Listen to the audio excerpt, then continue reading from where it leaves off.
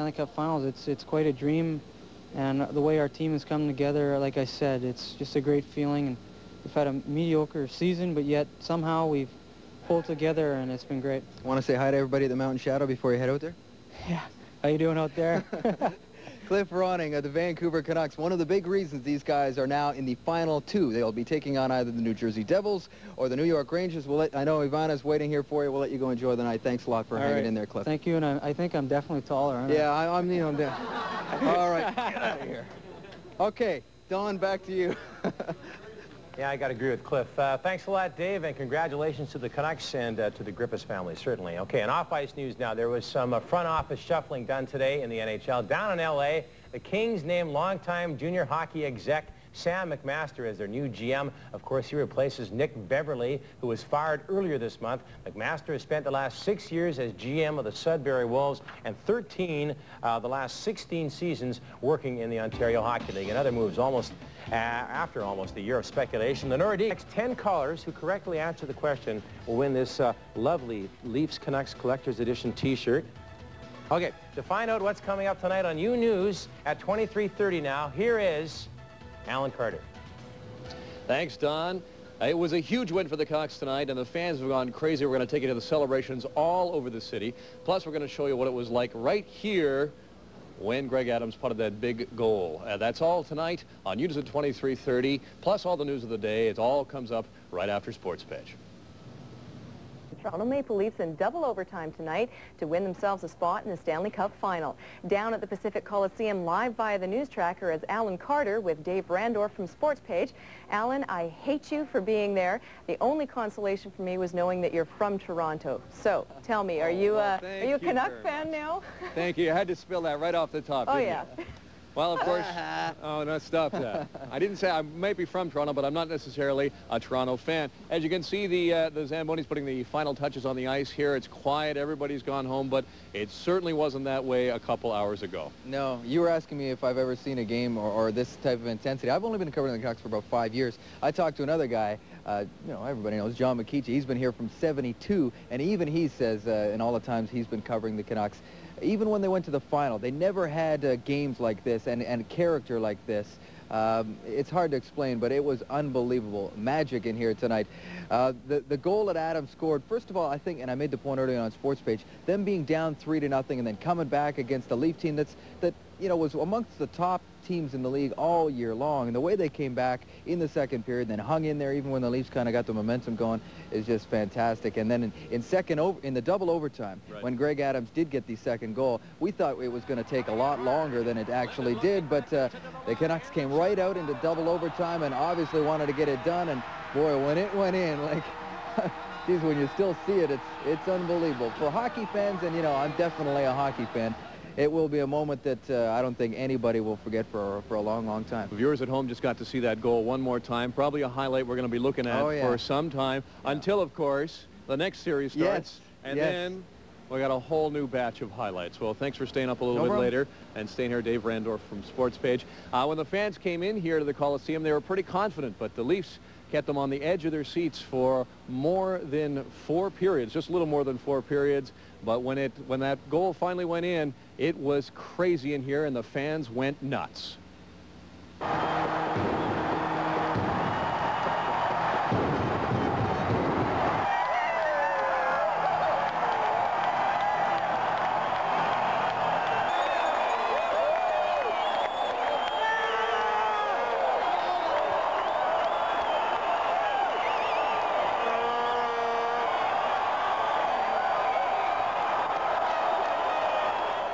And that's what it looked like here in the Coliseum after the goal went in. It was so loud in here. I met some people who had earplugs in, and the noise just went on and on and on, and it spilled from in here out onto the streets and all over the city.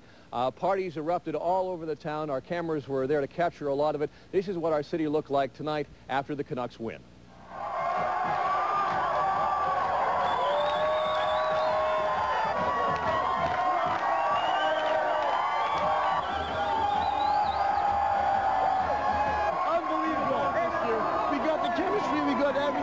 We're going all the way, man. We're going straight all the way, taking the cup. Boom, we're out of the cup. comes up next is going down, man. It's over. Who's going to win? The Canucks all the way.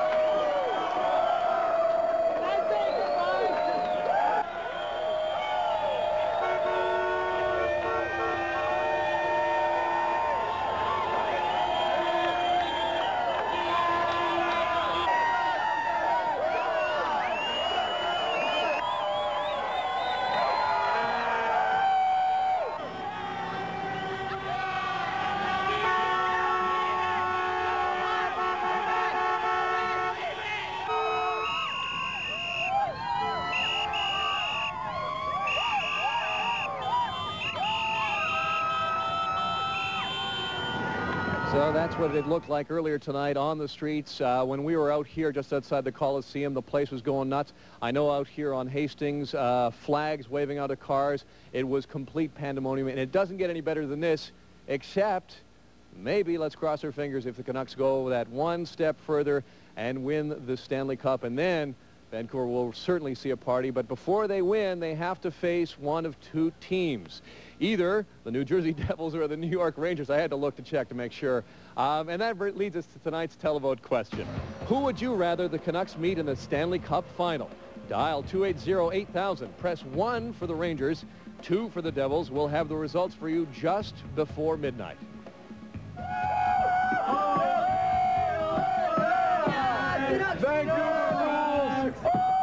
Now we're going to the Stanley Cup final.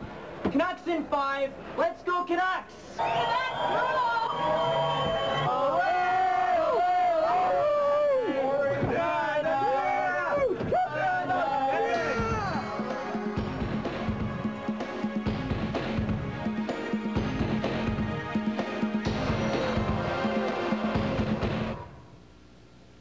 Well, that's it from the Coliseum down here, Norma. It has been, well, it hasn't been the roughest day I've ever put in at work. It's been quite a lot of fun. How was your night? Oh, it was great. I saw every highlight. And, you know, Alan, I think we should keep sending you down to those games because you might just start liking hockey one of these days. Well, one of these days I'm actually going to figure out the rules to this silly game. No, I'm kidding. Of course I know the rules. I wouldn't be a Canadian if I didn't. Absolutely. And what a night.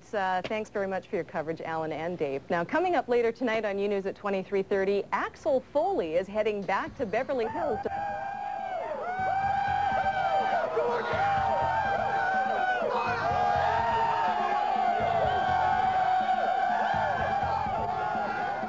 Okay, kids, we've got another round to go, and that brings us to the televote question. Who would you rather the Canucks meet in the Stanley Cup final? Call 280-8000, press 1 for the New York Rangers, 2 for the New Jersey Devils. We'll have the results right before and a little wilder, especially after a win. Now, you might think the residents who live in this neighborhood would be locking their doors and bolting their windows, but not the ones that Kate Corcoran talked to this afternoon. It's a part of Vancouver history. It's been going on for years. Why let just anyone park out front when you can make a few extra bucks for that precious spot? Regardless of how the sign reads, the intention is obvious. Tell us the difference between business during the season and business during Stanley Cup. More money. How much more money? Oh, about $3 or $4 Really? car, yeah. Is it busier during the playoffs than it is during the year? Yes. Yeah? Yeah. Do the prices for parking go up? Yes. It's busier, all right. Earlier hockey games, plus Stanley Cup fever, plus hockey in late May adds up to a few extra bucks for Renfrew area neighbors, and not a minute too soon. Canucks fans will be attending the Coliseum for only one more season before hockey moves downtown. They'll be gone in a year. What do you think about that? They got their, oh, that's progress. Do you see having more concerts here? More concerts. We have roughly between 30 and 40 concerts now, though this year it looks as though it's up. and there's a possibility